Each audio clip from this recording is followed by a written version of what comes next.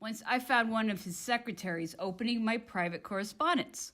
All my letters came from either my mother or my brother. Another day, I was walking beside Adele, who was showing me a letter from a young Polish woman, Christine Kołasowska, that had been brought up with us at Saint-Germain. My son, other ladies in waiting, my carriage, and my servants were close at hand. My husband came up behind us, snatched away the letter eagerly, and sought in it for some ground for his jealousy. Ashamed at having been mistaken, he said to us, "You ladies are clever. You wish to put me off track, but I have just seen two men on horseback ride away from here." Although afterwards he often referred to this story, we always thought he did so in fun. Not at all. While we were in Holland, he repeated his remark to Madame de Broc in front of his entire court and his ministers of state, adding, "They thought I was taking my bath. I surprised these two ladies making believe to read a letter from a young girl at boarding school, and I saw two men dash off at a gallop through the wood. I spoke to them about it. They pretended to be astonished. The next day, I sent to Valenciennes and learned that, as a matter of fact, two young men arrived from Paris that day and left within 24 hours. I asked every unprejudiced person how anyone could believe that a husband would amuse himself by inventing such stories about his wife, stories for which he knew himself there was not the least basis of fact. Perhaps by repeating them often, he finally came to think they were really true. The emperor had returned from Italy. The magnificent ceremony at which he distributed the crosses of the Legion of Honor, and which I had witnessed, had been held before his departure. He went to Bologna to hold a second similar ceremony on his fete day, in the presence of his assembled army. He had appointed my husband general in the reserve corps and sent him a special message that he and I should come to the camp of Bologna and bring our son Napoleon. My husband did not agree to go himself, but after considerable hesitation and after keeping me in suspense till the last moment, he did not dare refuse the emperor's request for me and my son. He finally gave me permission to be away 8 days. I was delighted with the idea of having an opportunity of seeing those wonderful camps about which everyone was talking, and if I may admit the fact, I felt like a school child out of sight of a stern teacher, as though I could breathe more freely when I was away from my husband. The emperor was living at a little country place near Bologna known as Pont de Brique. Caroline and Murat occupied another estate close by. I lived with them, and we dined every day with the emperor. For the 2 preceding years, our troops had been concentrated opposite England, and everyone expected an attack on England. The camps which surrounded Bologna were placed beside the sea and resembled a city, with long, straight streets. Each hut had a little garden, flowers, and birds. Near the Tour d'Ordre stood the hut intended for the emperor, and beside it for one General Berthier. All the flat-bottomed boats were lying in the different harbors waiting for the starting signal. One caught sight of England far in the distance. Her graceful ships cruising up and down off the coast seemed to form an unbreakable barrier. The scene as a whole conveyed an impression of grandeur, of an operation on a greater scale than anything similar than had ever been attempted. Everything stirred one's imagination. There was this immense ocean about to become a battlefield and perhaps swallow up the finest flower of 2 nations, manhood. There were our troops, proud of never having known defeat, restless after 2 years of inactivity, aflame with bravery and valor, imagining that they were already landing on the opposite shores. Their faith and their intrepidity made success seem possible. But an instant later, the sight of the many obstacles which lay in their path, the fear of all the dangers through which they must pass to attain their goal, chilled the heart and disturbed the mind. The only thing this expedition needed was a favorable wind. Of all the attentions a woman can receive, those which soldiers offer her have a knightly quality about them that is particularly flattering. Never had there been, I believe, a more brilliant and imposing gathering of distinguished soldiers than at this which I found myself. Consequently, it was the one time they really made an impression on me. The emperor had appointed his equerry, General de France, as my escort. Whenever I went to visit a camp, it would at once be turned out for me and its troops maneuver before me. I asked for the pardon of some officers who had been punished for breaches of discipline, and I was received with the greatest enthusiasm. Staff officers on horseback accompanied my carriage, and wherever I went, brilliant music greeted my arrival. For the first time in my life, I saw at one of the reviews an urn carried on a bandolier by a soldier in one of the grenadier regiments. I was told that the emperor, in order to honor the memory of a particularly brave soldier named La Tour d'Auvergne, had entrusted the latter's heart in a lead casket to the keeping of the oldest member of his former regiment. Whenever the roll call took place, the hero's name was called as if he were present, and the bearer of the casket replied, "Killed on the field of honor." One day, a luncheon was given for me at the camp at Ambleteuse. I wished to go there by sea in spite of the unfavorable wind. The admiral took me. I saw the English vessels quite close at hand. Dutch, commanded by Admiral van der Hoel, received me with loud cheers, but had no more than I had, that a year later I should be their queen. In other time, the emperor had a little war game. The English, uneasy at seeing so many troops massed together, came in close to shore. They fired several shots, and the emperor, always at the head of the French troops when they were in action, found himself between two fires. As we had followed him, we were obliged to remain. My son was not the least bit frightened, and his uncle was delighted with him. But the generals trembled at seeing the emperor expose himself in this manner. The ramrod of a clumsy soldier might have proved as fatal as an enemy's cannonball. One thing impressed me particularly in the midst of this martial scene: the fact that these heroic troops, whose bravery terrified the foe when they went into battle, were easy to control when in camp as a crowd of children. And like children, were amused at any little thing, any bird, any flower. The dashing warrior had been replaced by the mild-mannered schoolboy. During the luncheon given me at Ambleteuse, under canvas by the Marshal Davout, some grenadiers who had learned appropriate verses for the occasion came and sang them to me while we were at table. They were as shy as young girls would have been. I was the more surprised at their timid manner, their awkward air, and embarrassed attitude when singing about the invasion of England. For, if I remember correctly, each verse ended with the phrase, "For crossing the channel isn't quite as difficult as drinking up the sea."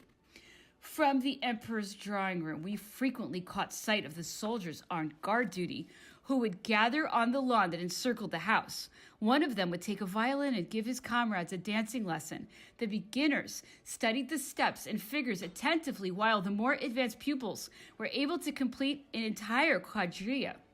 We were much amused as we watched them from behind the blinds. The emperor, who sometimes caught us unawares, would also laugh at the sight and seem to enjoy the innocent pastimes of his soldiers. Was a serious attack on England ever really planned to take place? Or did the emperor, by these immense preparations, intend to distract the public's attention from other things and concentrate it on that one point? I cannot say. This again is one of the questions which I shall not attempt to answer. Here, as elsewhere in these memoirs, I shall confine myself to telling what I saw. The wife of Marshal Ney gave a brilliant reception for me at Manchuria, where her husband was in command. The morning was spent in watching the evolutions of the troops maneuvering, especially for my benefit. In the evening, a ball took place, which was suddenly interrupted by the news that the emperor had just embarked. Everyone was excited and bewailed the fact that they were at a dance when the crossing into England was taking place. A host of young officers who were present dashed off along the highway to Bologna. I followed them at full speed, always accompanied by General de France, who was consumed with impatience to rejoin the emperor. I myself felt overcome with an inexpressible emotion at the idea that so momentous an event was taking place before my eyes. I already imagined that standing at the Tour d'Autre, I was witnessing the naval battle and seeing our vessels plunge into the watery deep. I trembled at the thought. Finally, we arrived at our destination. I asked for the emperor and learned that, as a matter of fact, he had superintended the embarkation of all the troops during the night, but that he had just returned to the house. I did not see him until dinner, when he questioned Prince Joseph, who at that time was colonel in the command of a regiment. as to his impressions of the embarkation and manner in which it had been carried out and the time it had taken. Joseph stated that everyone believed it was the real departure from France and that the soldiers acting on this idea had sold their watches. The emperor also inquired frequently if the semaphore had signaled the approach of a French squadron on board, which was his aide-de-camp Lauriston. He seemed quite as though he were expecting only the arrival of this squadron and a favorable wind to give orders for the departure of the flotilla of transports. The 8 days allowed me by my husband were almost over.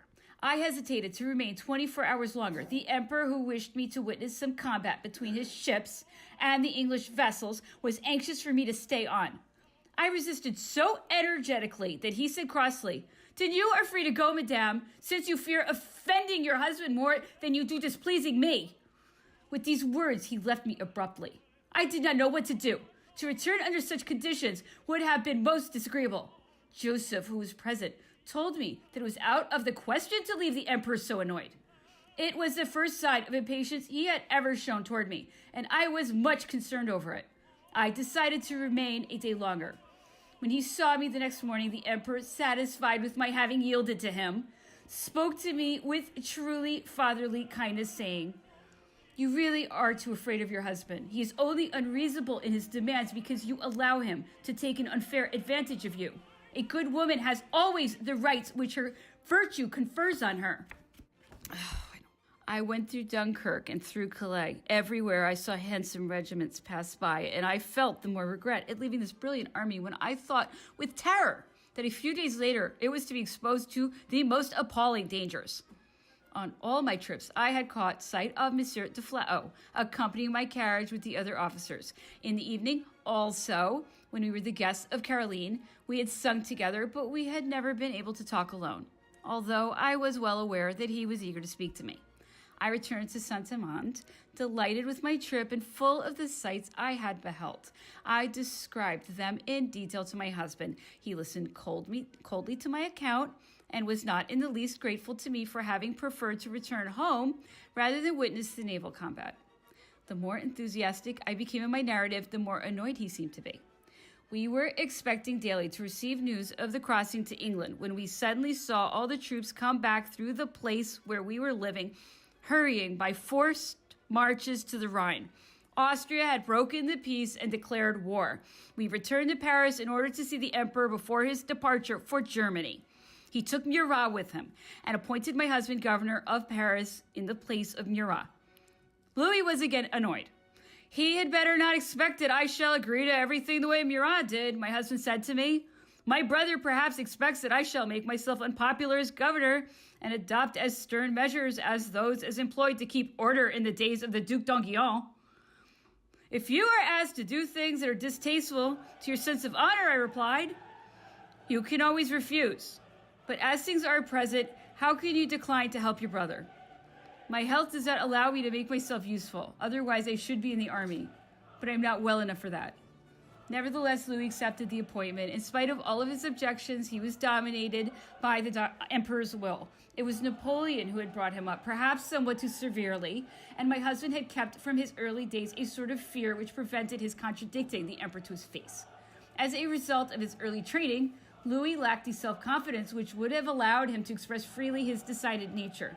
Consequently, although born with a determined will of his own, he lacked that incisive driving power needed to execute the decisions he made. Yet when he did accept a post, he filled it well, better than even anybody else. He even sometimes came to like his new duties. His greatest handicap was the fact that whenever he took up a new thing, he did so reluctantly and had a preconceived idea that people were against him.